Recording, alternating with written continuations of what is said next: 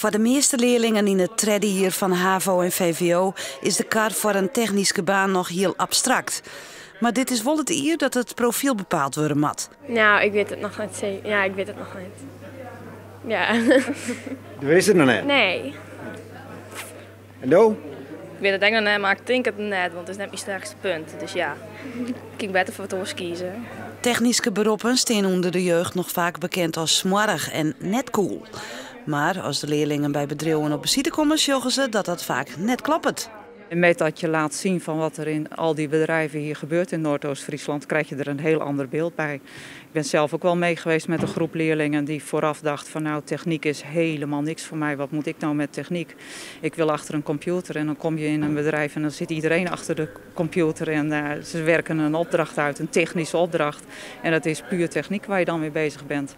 Bedrijven die het meedogen zorgen de techniekdag als een kans om de jeugd te bereiken.